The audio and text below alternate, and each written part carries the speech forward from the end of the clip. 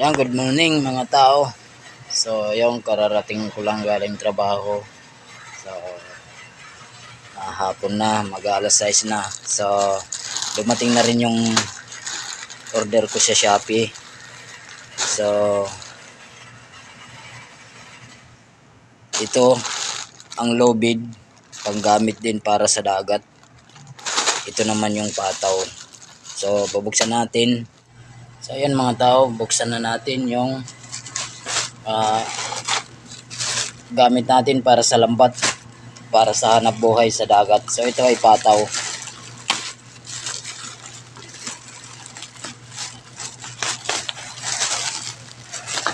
So yun, dalawang balot. So hindi natin alam kung ubra ito sa 75 mata na lambat. So ito naman yung lobid natin. Ito 82. So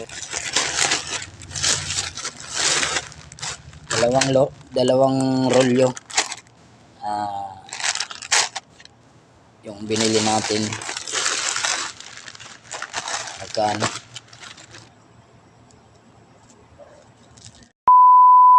So yun mga tao, may nag-usap tayo kagabi na gagawa ng lambat. So itong pataw natin nasa 400 to. Sobra 400 na to. So siguro kakasya na to. May luma tayo dito.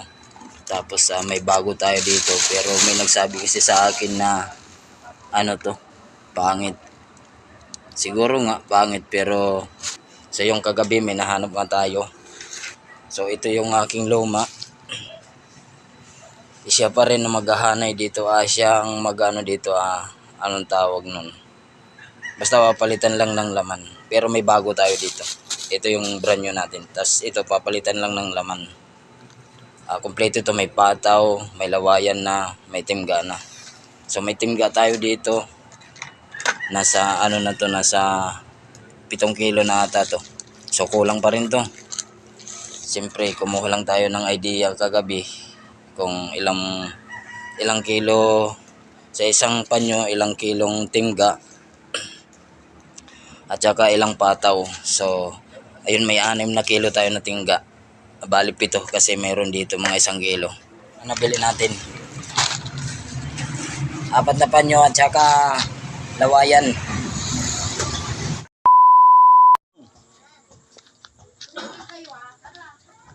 Yung bayaw ka maghanay niyan. Karga mo na lang yan. Saglit nga lang sa Bago na yan. Sabi ko, kung siya maghanay Ito pala yung gano'n. Ha? Ito pala yung Ganyan ang sambit. itong sabi mong ano. Oo. Isushoot mo yan dyan. Yung Ganyan yan, kaibigan. tas hindi ka na nagtastas dito? Hindi na. Ano, 50 mata lang yan? 75. 7?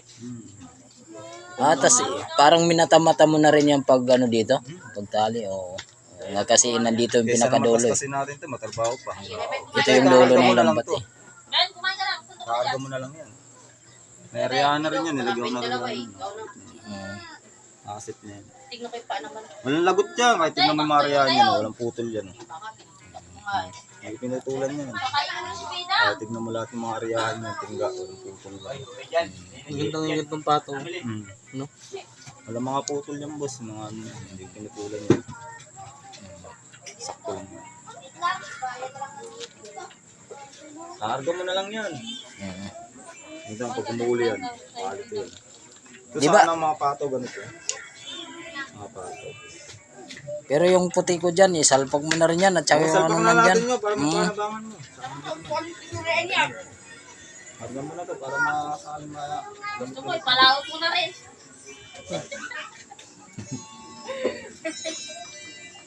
Ganay din ako kanina kahit birthday ko Ngayon nga, nakatuwa mo yung tingga. Birthday mo pala ngayon, pre. Happy birthday. Kaya nga nagilang taon ka na. Punta na eh. May dad na. May asawa na po.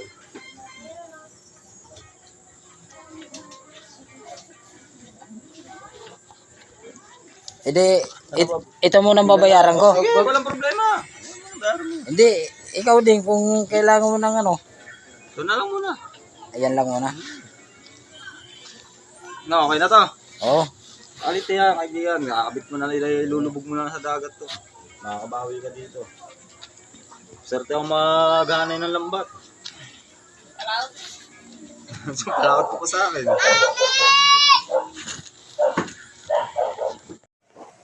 Good morning mga tao. So, ito yung lambat natin. 7 panyo to na nandito na binitay ko.